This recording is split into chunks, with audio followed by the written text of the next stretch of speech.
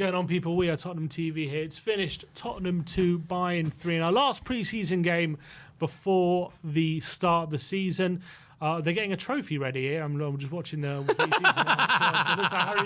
Oh, God. Harry Kane is going to be lifting a trophy. I forgot there was a trophy up for grabs in this one.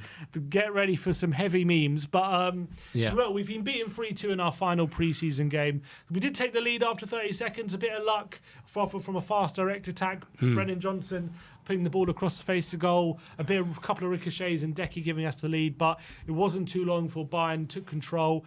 Ball to the back post from a set piece, allowing Matthias Tell to get the header, and good save by Vicario, and Upamecano gave Bayern the equaliser. Some poor playing out from the back again from Vicario, putting Basuma in trouble, allowing Gnabry to steal in and hit it from the edge of the box and make it 2-1 to Bayern, and another poor defending from a set piece, allowing Thomas Müller to make it 3-1 at half time. And at that point, Bayern were well in control, definitely creating the better chances, and 3-1 did not flatter them at half time. But second half made a bundle of changes. First time we saw Romero, Van de Ven, Udogie and Bentancur in this pre-season, and definitely resulted in some improved performances, especially defensively. The chances dried up for Bayern.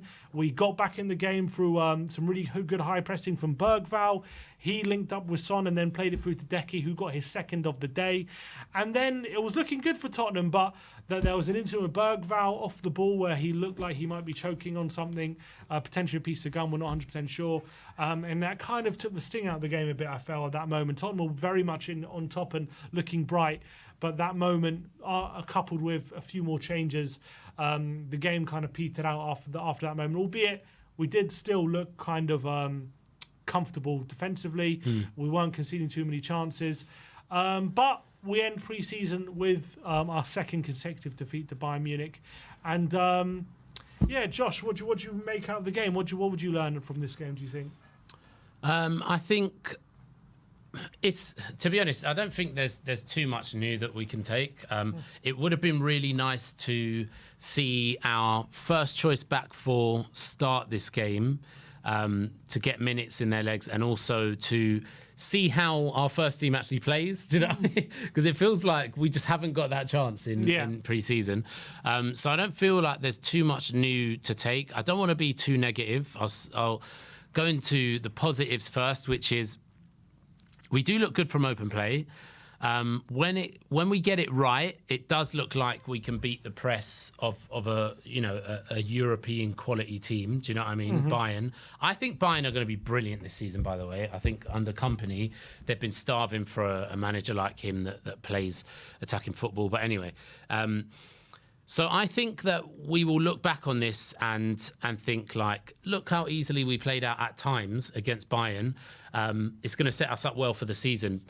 But then, I still feel like we're slightly blunt up top. We're getting a lot of luck. Son doesn't quite look himself yet. Kulu is our only goal threat, it seems. Yeah, he got 2 today. He's had 4 assists during pre-season, and another really strong showing. Probably our best player today, I think. Yeah, especially in the front line. And he's been our best player this whole pre-season as well. And I guess the big talking point for him is he's been so good against Leicester next week, with Solanke now here. Where does he start? He played the second half on the right. He played the first half up front. Got a goal in each half. Yeah.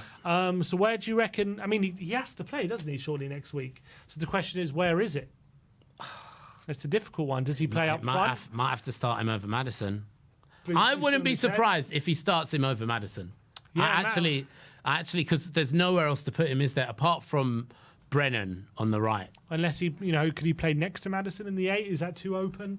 I mean, we do like it to play open, but yeah, does he? We've moved away from playing Brennan, him on the right. Yeah. In pre-season, he hasn't played. And he too doesn't much look good on the right either. No, he played a bit of the right today, and that's where he started to not look as good.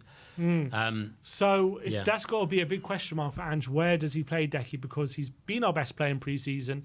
He's literally been getting goal contributions in every single game. He's looking bright, sharp, creative, looking really good in the false 9 as well. got 2 goals today. So off the back of that, he's pretty much made it impossible to ignore him. So Ange has got to decide where he's going to play him next week. Another big talking point from today is Bentancur came off the bench in the second half, played the number 6 position. A lot of talk as well, where, do we need another number 6? That was what everyone was saying at the back end of last season.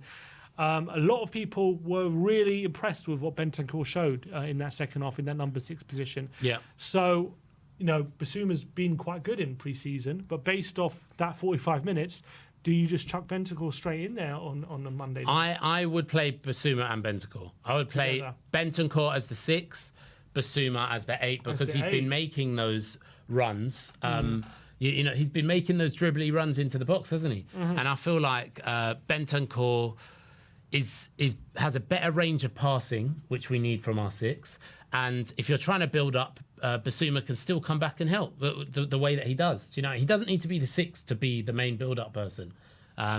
So yeah, that's what I would say. But I do think the key problems are still there, unfortunately, which is it doesn't look like we've changed our defensive shape at all. It doesn't look like we're only inverting one fullback, to keep 3 at the back, maybe in possession or whatever, out of possession. Sorry, we're still keeping 2 at the back, and our set pieces in both ends, especially defensive, or not even just set pieces, open play back post and set pieces back post is just schoolboy. And I feel like if we do not change that, I'm sorry to say this, I know I'm always dooming, but if Ange does not change that within the next 10 games, he's going to be in a very, very dangerous position. I actually do think that. Especially if it's costing us results. Yeah, because I think it will cost us results. Probably, unless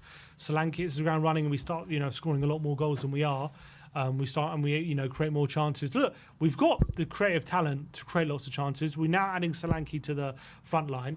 There should be firepower there, hopefully, but we're just setting us up for a lot of discomfort when, we might be taking a lead in a lot of games and then continue like today, and then it's going to continually come back to bite us when it's so easy to create those chances at the back post. And it's something that has continually been a problem, especially since Ange has taken over. It's continually been a problem where teams are finding it way too easy to find space at the back post. It's not even one player. On many occasions, it's 2 or 3 players who are free at the back post. If one player doesn't get it, there's 2 waiting there to make most of those opportunities. And that's a big problem for Ange, which he has to sort. And the worrying thing for me is it's been a problem for so long. How has he not addressed it? And how is it not being looked after? I guess the counterpoint would be, especially in today, where we did concede those goals, there wasn't Romero, Van de Ven and Udogie on the pitch. And once they were on the pitch, those chances weren't being conceded. So was that a case of Bayern taking their foot off the gas or not? The problem is we have seen this team concede those chances with these players on the pitch anyway. Yeah. So and the structure hasn't changed. So it doesn't, I can't see anything new. Can you? Yeah, that's the thing. So it doesn't suggest to me that just having our first choice backline is going to solve all our problems. Yeah. Albeit, I'm sure it'll make it better. I'm sure we'll concede less of those chances, and I'm sure, the stats do speak for themselves. Last season, our defensive numbers were much better when our first choice backline were there. However, we still lost 4-0 to Newcastle with our first choice backline. We still conceded 3 goals from set pieces against Arsenal in a half with our first choice backline. So, and to be fair, the set piece thing, Dragason's on the pitch. He was meant to be he's a better header of the ball than anyone in the whole squad. Exactly. So yeah, those things have to be sorted. Those things have to be addressed. Ange has got some serious stuff to deal with, because as much as I love him, as much as I love the football he plays, and I'm really rooting for him to do well, and I do believe we can do well under him, if these problems persist and we have some dodgy form at the start of the season, there will be the section of the fan base that pointing out our bad form that has been for a consistent period of time now. They will grow louder, and that's going to be hard to dismiss when these problems are persisting. So he's got to sort it out. Those things are definitely still there. But on the positive side, we still played some really good football today. I'm watching Manuel Neuer lift the trophy on our stadium. The memes that can come out of this, honestly. Oh my God. They've lifted a trophy at our stadium. As soon as they give it to Kane, is going to be the money shot. I just hope they don't. Hopefully Kane has walked away at this I think point. he has. Yeah, no, hopefully. Maybe he's out of a sign of respect. Yeah, he knows, smart. doesn't he? He's smart. Yeah, he's not He's stupid. not going to be lifting it. I think he's walked away already. They're put... So, yeah, I think there are negatives there, but I think Romero, Van de Ven and Udogie did look really good in that second half. Bentancur looked really sharp in that number 6. Bergvall, again, looked really great in that. He got getting another assist before he had that incident where he had that choking incident, but he looked really good before that. Archie Gray grew into the game as well in that second half, and he was showing some really good stuff. So there's a lot to be positive about, and there's a lot that we can learn from this pre-season in terms of the young players and Decky being in fine form. But look, pre-season's over now. Are you excited for the new season? Do you think we can really have a big season now with Solanke being added to the team now? Obviously, hopefully, maybe one more signing to the front line, but having been in pre-season now, how do you think we start the season? Do you reckon we hit the ground running? Do we win our first game against Leicester? I hope so. Yeah, I think we should.